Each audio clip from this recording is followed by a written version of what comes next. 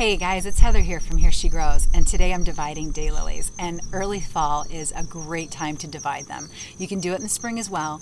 I just prefer it in the fall because I find that the shape that they have for the following growing season looks better than if I were to divide them in the spring. So today's the day.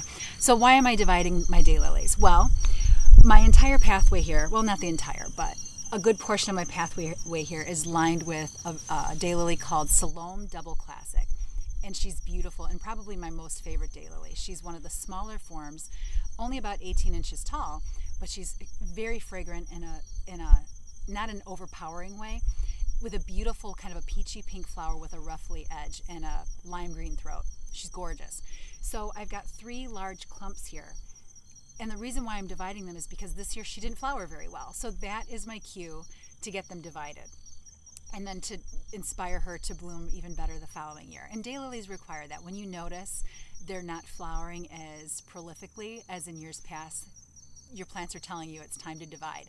And what's great about that is you can make more plants, and if you don't have room for them, share them with your friends. So especially if you're on a budget and you need to fill a space, get some divide some of your daylilies and fill in those areas with the daylilies. It's a great budget-friendly way to garden. So that's what I'm doing here. I'm going to divide these 3 clumps up and then spread them out along the rest of my path leading up to my patio. So I should have next summer, usually around last week in June, these start blooming, and they are at their peak around 4th of July, pretty much till the middle of July. And then I'll get some sporadic bloom through the end of July and sometimes into early August.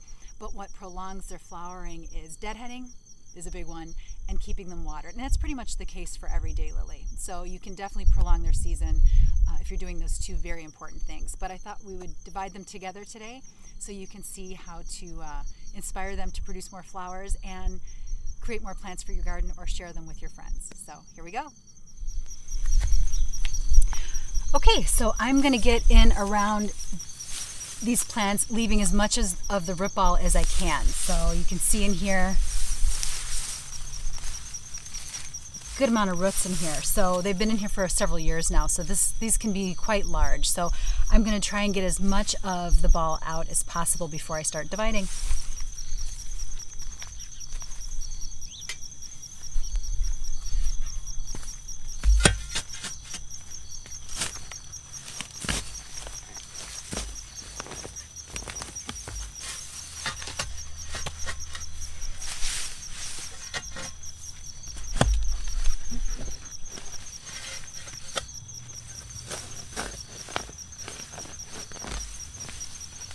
There we go. Getting a little bit of the Shasta daisies out with it. They're kind of invading everything.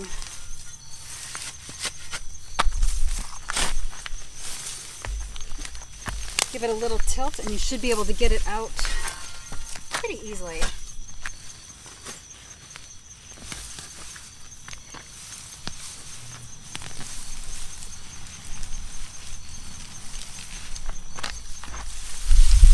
Okay, there's one. Got the daisies in here. I'll just rip the daisies out, but you can see how big the root system is. It's a good sized plant.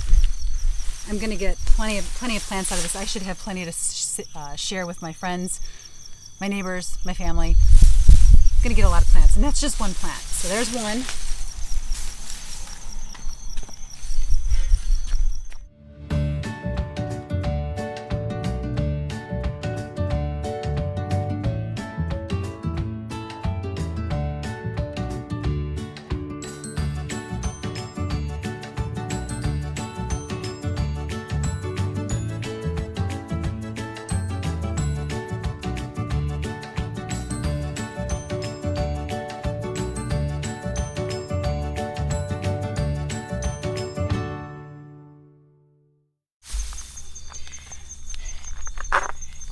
And the cool thing about daylilies is you don't have to be delicate with them. They're a really tough plant. For example, 2 years ago, hi Allie. Okay, so here's my neighbor's cat. She always likes to drop in. But a couple years ago, I dug up several daylilies and forgot to replant them and left them on the side of the garage, roots exposed and everything. And that next spring, so they went through, we're zone 5, and they went through snow, ice, rain, just wicked cold. And sure enough, despite having not been planted in the ground and just being fully exposed to the elements all winter long, they started shooting up green from the clump. So you don't have to worry about being delicate with these guys. Daylilies are tough as nails. So I got another little portion here. Can rip out. They've got a very fleshy root system, and I could literally take this little piece here, plop it in the ground, and it's going to look great. It'll fill in over the next couple years and be a beautiful plant. That'll need division again, maybe in 3 or 4 more years. So that's the thing about daylilies. You just have to divide them to keep them vigorous for every couple of years. Maybe, I say about 3 or 4 years in my garden. So it's been Salome Double Classic's turn this year. So I have a good sized clump here. The nice thing about daylilies is you don't have to be delicate with them. You can get in there with your shovel. I have a trench shovel, so it's a narrower shovel, and it's got a nice sharp point. I'm just going to get in there, and I put it in my Gorilla Cart because then it can catch all the mess. So you can do this right on the ground if you want to, but this just saves me from having to clean up more stuff. But I'm just going to get in there.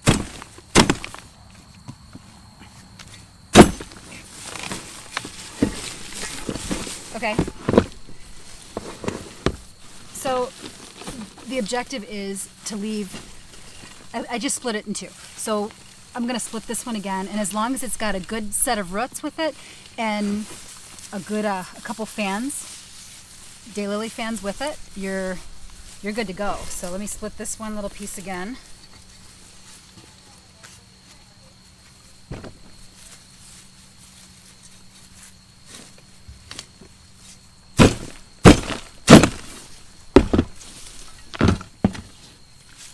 Okay, so I have a clump here, and I've got a clump here, and each has its own nice set of roots. So it's that easy. I've taken one large daylily clump and turned it into 6 plants, so not bad for someone who's looking to fill some space with a beautiful, well, my favorite daylily, and very budget friendly, so you've got some extra for your garden, and maybe you want to share them with some friends. So this is what I'm left with. Still has a nice root system intact, and I have several fans. So when I say fans, I mean these little portions in here, and they fan out, the leaves fan out. So I've left several intact, and now I'm going to plant.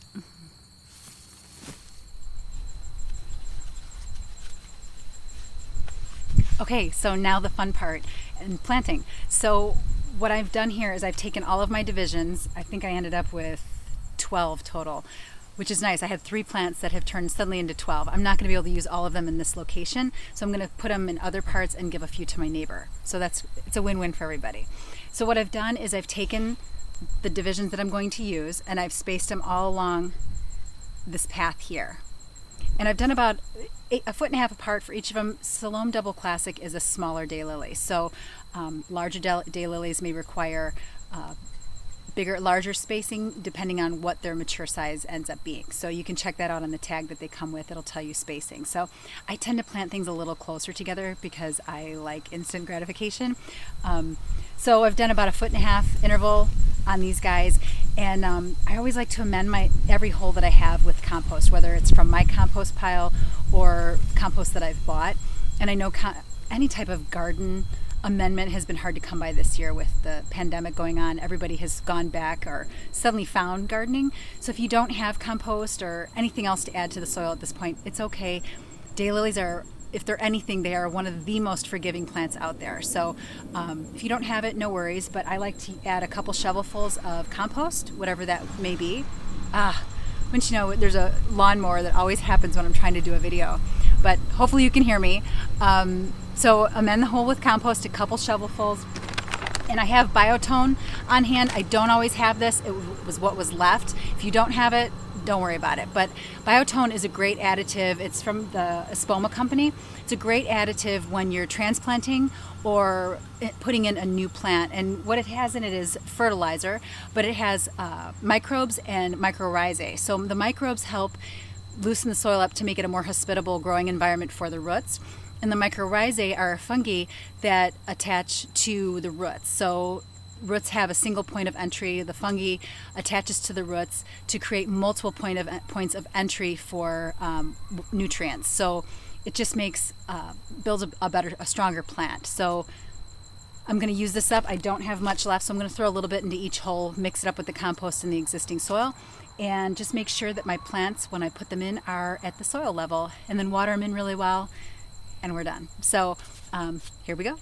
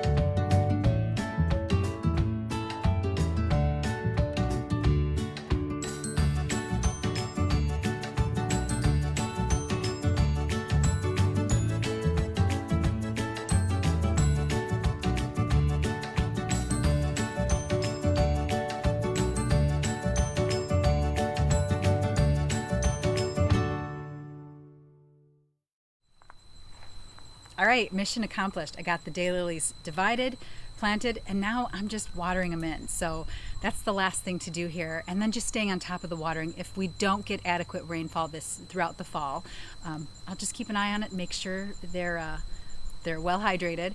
And the best part about this is it didn't cost me anything other than some time to get these things divided. I spent no money. I took 3 plants, 3 daylily clumps, and turned them into 12. So it doesn't get much better than that. And if you're on a budget, dividing plants is a great way to expand your garden, fill in those gaps, and not spend a dime. So it took me a little longer than I had expected, simply because I decided to revamp this entire part of the garden anyway. So I transplanted a perennial hibiscus here. It wasn't getting enough sun where it was previously. This was a perfect spot.